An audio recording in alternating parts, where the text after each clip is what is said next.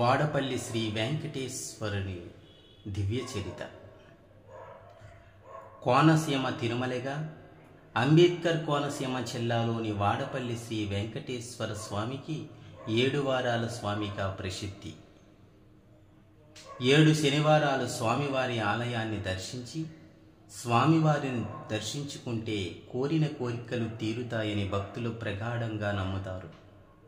ఈ క్రమంలో జిల్లా నుంచే కాకుండా ఇతర రాష్ట్రాల నుంచి సైతం భక్తులు ఆలయానికి పెద్ద సంఖ్యలో తరలివస్తారు.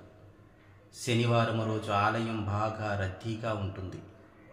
తెల్లవారుజాము నుండి వాడపల్లి వెంకన్న దర్శనానికి భక్తులు పెద్ద సంఖ్యలో బారులు తీరుతారు. స్వామివారిని దర్శించుకొని మొక్కులు చెల్లిస్తారు. కలియుగములో ఏ స్వామిని దర్శిస్తే మనలో బాధలు సమస్యలు వైదొలిగి మనశ్శాంతితో జీవిస్తామో, ఏ స్వామిని దర్శిస్తే సకల శుభాలు మన కుటుంబాలకు చేకూరుతాయో, ఏ స్వామిని దర్శిస్తే అన్న వస్త్రాలకు లోటు ఉండదో, అటువంటి స్వామి కలియుగ ప్రత్యక్ష దైవం శ్రీ వెంకటేశ్వర స్వామివారు అంటారు. తిరుపతి క్షేత్రం తరువాత అంతటి వైభవం వాడపల్లి వెంకటేశ్వర స్వామికి చెల్లిందనటములో ఏమాత్రమూ సందేశము లేదని పండితులు చెబుతున్నారు.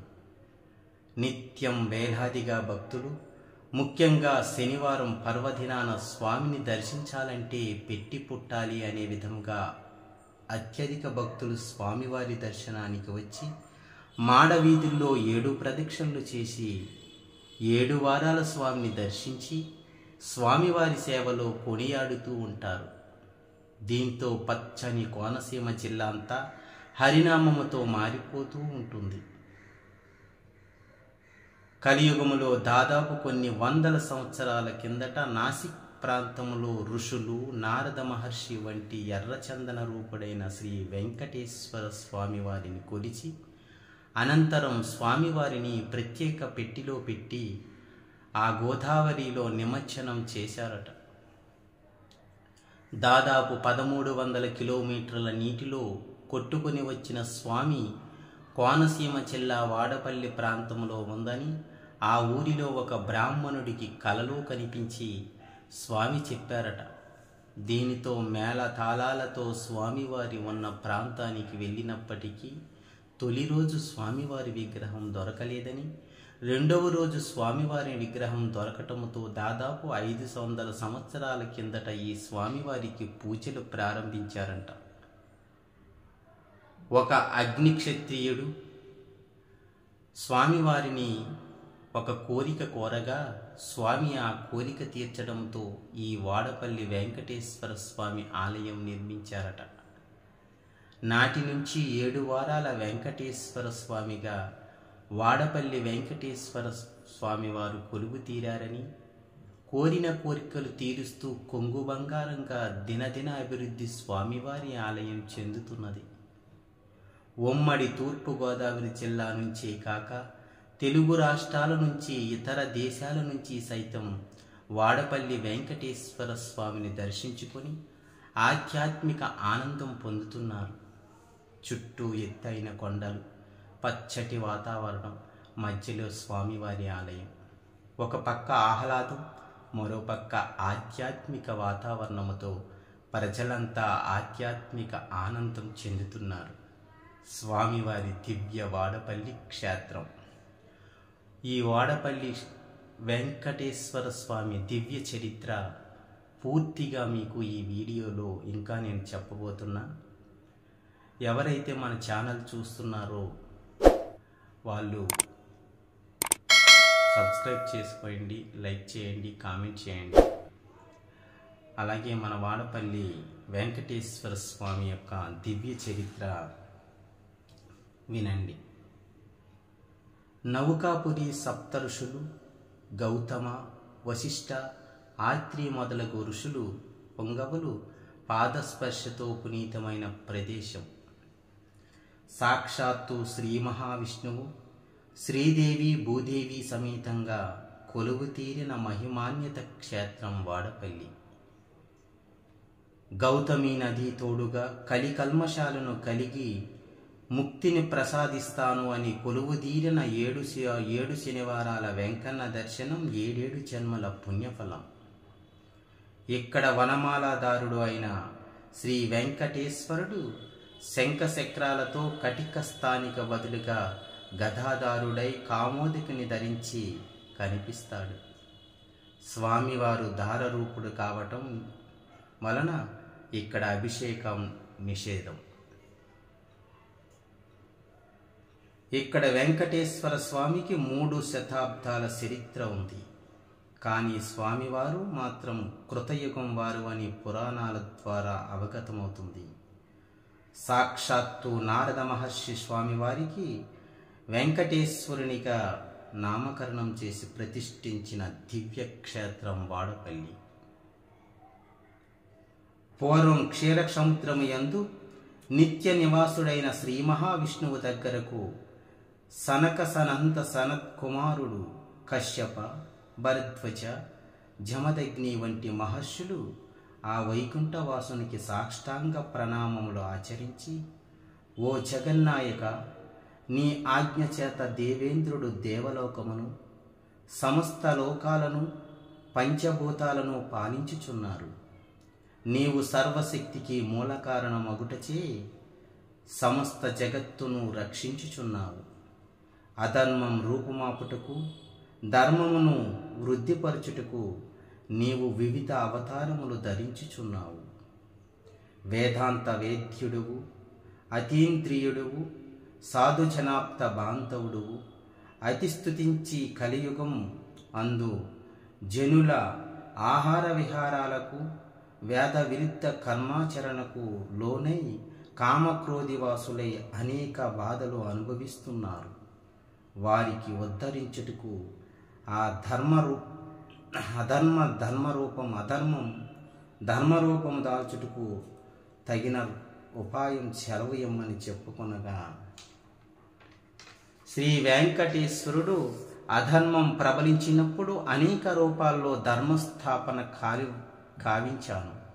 అలాగే కలియుగములో అత్యస్వరూపుడైన భూలోకములో లక్ష్మీ క్రీడాస్థానమైన మానవులు పాపాలను కడుగుచున్న గౌతమీ నదీ ప్రవాహములో మార్గములో లక్ష్మీ సమేతంగా చందనపేటికలో నౌకాపురం చేరుకుంటాను అని ఈ విషయాన్ని పురచనలకు తెలుపవలసినదిగా ఆ శ్రీ మహావిష్ణువు నారద మహర్షిని తెలిపెను. నేను వాడపల్లి చేరుకున్న పిదప వేద మంత్రాలతో వైఖాన సాగమంచే ప్రతిష్ఠించి ఎల్లప్పుడూ వైఖానుషులు తనని ఆచరించుట తనకు ఎంతో ప్రీతి అని, మంగళ వాయిద్యాలు, వేద విద్వాద ప్రసంగాలు, ద్రావిడ, క్రోవిద మరియు ఇతర భక్త సముదాయాలు శోషిత కైంకారములచే నన్ను సేవింతురు అని శ్రీ మహావిష్ణువు తెలియచేసెను. అప్పుడు నారదుడు గతములో వైకుంఠం వెళ్ళి ప్రజలు ధర్మాన్ని ఉద్ధరించటానికి ఉపాయం చూపమని విష్ణువును ప్రార్థించటం, విష్ణువు నౌకాపురములో ఆద్యావతారముగా వెలుస్తానని చెప్పడం మొదలైన విషయాలు నారదుడు పురజనులకు చెప్పుతాడు. కొంతకాలం తరువాత ఆ జగన్నాథుడు శ్రీ మహావిష్ణువుడు శ్రీ లక్ష్మీ సమేతుడై ఉన్న చందన పీఠిక గౌతమీ నదీ ప్రవాహంలో పురజనులకు కనిపిస్తూ ఉంది. ఆ పేటిక ఒడ్డుకు తీసుకురావాలని ప్రయత్నం చేయగా కనబడకుండా పోవటం కూడా జరిగేది. ఒకరోజు ఆ ఊరిలో వృద్ధ బ్రాహ్మణుకు స్వామివారి కలలో కనిపించి, కలి ప్రభావంతో మీరు నన్ను చూడలేకపోతున్నారు. తెల్లవారక ముందే మీరు అందరూ శుద్ధిగా గౌతమీ నదిలో స్నానంతో పవిత్రులై మంగళ వాయిద్య వేద మంత్రోచ్చరణతో నౌకలో గౌతమీ నది మధ్యలోకి వెళితే ఎక్కడ కృష్ణ గరుడు పక్షి వాలి ఉంటుందో అక్కడ నేను ఉన్న చందనం పెట్టి ఉంటుందో అని స్వామివారు తెలుపగా పురజనులు స్వామి ఆదేశానుసారము వెళ్ళి చూడగా ఆ చందన పీఠిక కనిపిస్తుంది. దానిని నిపుణుడైన శిల్పితో తెరిపించి దానిని శంఖ చక్ర గదాధారుడు అయిన శ్రీ మహావిష్ణువు గారు విగ్రహ రూపం ఉంటుంది. అప్పుడు గౌతమి నదీ తీరములో నారద మహర్షి స్వామివారికి మండపంతో కూడిన ప్రకార గోపురముతో అతి సుందరమైన నిర్మాణంతో ఆలయాన్ని నిర్మించేశాను. అందులో స్వామివారి వేం అనగా పాపము, ఘట అనగా తొలగించువాడు కనుక వెంకటేశ్వరుడిగా నామకరణం చేసి వైఖాన సంయుక్త ప్రకారంగా ప్రతిష్ఠించను. ఇక్కడ గౌతమి నదిలో స్నానమాచరించి వనమాలదారులు శ్రీదేవి భూదేవి సమేతుడైన శ్రీ వెంకటేశ్వరుని ఎవరిని దర్శిస్తారో వారి పాపములు తొలుగును, దారిద్ర్యము నశించను, లక్ష్మీ ప్రాప్తి, సంతాన సౌభాగ్య ప్రాప్తి పొందుతురు అని చెప్పి సత్యలోకమునకు చేరెను. ఇలా గౌతమి నది చెంతన నారద మహర్షి స్థాపించిన దేవాలయం నదిపోటు వలన గోదావరి గర్భంలో కలిసిపోయింది. ఆ రోజుల్లో పెనుపోతు గజేంద్రుడి గారు కొన్ని వాడలకు అధిపతిగా ఉండేవాడు. ఒకసారి పెద్ద తుఫాను కారణంగా తన వాడలన్నీ సముద్ర గర్భంలో అదృశ్యమైపోయాను. తన వాడ సురక్షితంగా ఒడ్డుకు చేరితే స్వామివారిని నదీ గర్భం నుండి తీయించి గుడి కట్టిస్తాను అని మొక్కుకున్నాడు. వాడలు ఒడ్డుకు చేరాయి. ఆ గజేంద్రుడు స్వామివారికి ఇచ్చిన మాట ప్రకారం ఇప్పుడు ఉన్న ప్రదేశంలో గుడిని కట్టించారు. కాలక్రమేణా ఆలయం అర్చక కైంకారములు భారంగా మారాయి. అయితే సదాచార సంపన్నుడు దైవభక్తుడు అయిన పెద్దాపురం సంస్థానాధీశుడు తిమ్మ గజపతి మహారాజు గారికి చందన విగ్రహ రూపుడైన శ్రీ స్వామివారు కలలో కనబడి దైవ సమారాధనలో నీవు పునీతుడవైతే వైకుంఠాన్ని చేరుతావు అని చెప్పాను. అప్పుడు రాజుగారు తనకు కలలో కనిపించిన స్వామి చిహ్నాలను పండితులకు చూపించి అటువంటి మూర్తిని ఎక్కడైనా చూశారా అని ప్రశ్నించగా ఆ స్వామివారు ఎవరో కాదు, వాడపల్లి శ్రీ వెంకటేశ్వరుడు అని చెప్పి అందరూ వాడపల్లి చేరుకున్నారు. శ్రీ స్వామివారు నిత్య ధూప నైవేద్య నిమిత్తం 1959 సంవత్సరంలో రాజు తన స్థిరాస్తిని 275 ఎకరాలు భూమిని భక్తిపూర్వకంగా స్వామివారికి సమర్పించెను. ఈ దేవస్థానంలో ప్రధాన ఆలయం కుడివైపున నారద ప్రతిష్టమైన సత్యభామ సమేత శ్రీ వేణుగోపాల స్వామివారు దర్శనమిస్తారు. ఉత్తర వైపున అడిగినదే తరువుగా వరాలనుచ్చే మా అమ్మ అలివేలు మంగమ్మ దర్శనమిస్తుంది. దేవాలయానికి ఆగ్నేయ భాగంగా వైష్ణవ మతాన్ని వ్యాప్తి చెందిన శ్రీరామానుజుల వారు 12 మంది శిష్యులతో దర్శనమిస్తారు. ప్రతి శనివారం ఇక్కడ 50,000కు పైగా భక్తులు దర్శనమిస్తారని అంచనా. ప్రతి సంవత్సరం స్వామివారి కళ్యాణం చైత్ర శుద్ధ ఏకాదశి రోజున అత్యంత అద్భుతంగా జరుగుతుంది. ఇక్కడ ఆలయ ప్రాంగణంలో బ్రిటిష్ కాలం నాటి చరిత్ర సాటి చెప్పే ఒక స్తూపం కనిపిస్తుంది. ఇది 1931 సంవత్సరంలో రథోత్సవం జరుగుతుండగా దేశభక్తులు రథం మీద ఉంచిన గాంధీ గారి చిత్రపటం, త్రివర్ణ పతాకాన్ని బ్రిటిష్ పాలకులు తొలగించారు.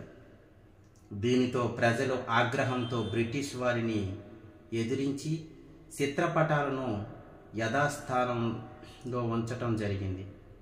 వేలాది మంది వచ్చి జనాలను భయభ్రాంతులు చేస్తూ పోలీసులు తుపాకీలకే ఎక్కుపెడుతున్నారు. ఈ ఘటనలో పలువురు ప్రాణాలు కోల్పోయారు. ఆ పోరాటం భవిష్యత్తు తరానికి తెలిసే విధంగా ఈ స్తూపాన్ని ఏర్పాటు చేయటం జరిగింది.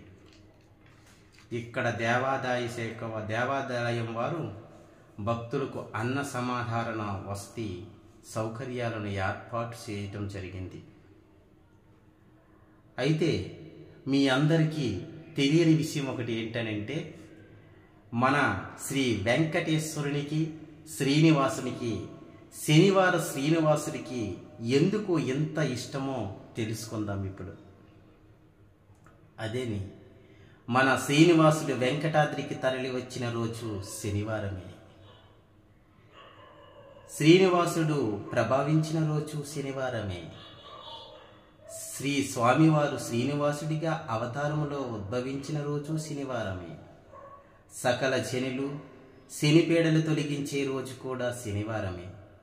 శ్రీ మహాలక్ష్మి వక్షస్థలాన్ని నింపిన రోజు శనివారమే. శ్రీనివాసుడు భక్తి శ్రద్ధలతో ఎవరైతే పూజిస్తారో వారి జోలికి రాను అని శనీశ్వరుడు వాగ్దానం చేసిన రోజు శనివారమే. పద్మావతి శ్రీనివాసుల కళ్యాణం జరిగిన రోజు శనివారమే. శ్రీవారుని సకల ఆభరణాలతో అలంకరించే రోజు కూడా శనివారమే. శనివాసుని 7 కొండలపైన మొదట భక్తుడు గుర్తించిన రోజు శనివారమే. ఏ పని చేసినా సుస్థిత చేర్చే రోజు కూడా శనివారమే. అందుకే శనివారాన్ని స్థిరవారంగా పేరు ఏర్పడింది. ఇక్కడ స్వామివారి ఆలయంలో సర్వ పాపహరిని గోశాలను కూడా దర్శించుకోవచ్చు. అయితే మనము ఈ ఆలయానికి ఎలా వెళ్ళాలంటే రాజమండ్రి నుంచి ఆత్రేయపురం మీదుగా 25 కిలోమీటర్ల దూరంలో మనకి దర్శనం కలుగుతుంది. అలాగే కాకినాడ నుంచి 72 కిలోమీటర్ల దూరంలో ద్రాక్షారామం రావులపాలెం మీదుగా ప్రయాణించి ఆలయానికి చేరుకోవచ్చు. అలాగే ధవళేశ్వరం బొబ్బరిలంక మీదుగా చేరుకోవచ్చు. రాంపాలెం నుంచి లొల్లా మీదుగా 8 కిలోమీటర్లు వాడపల్లి చేరుకోవచ్చు. రాజమండ్రి రైల్వే స్టేషన్ నుంచి ఆటో బస్సు సౌకర్యాలు కూడా పుష్కలంగా మిగులుస్తాయి. అందుకు ఎవరైనా వాడపల్లి దర్శించడానికి వెళ్ళేటప్పుడు ఈ వెంకన్న స్వామి దివ్య చరిత్ర తెలుసుకొని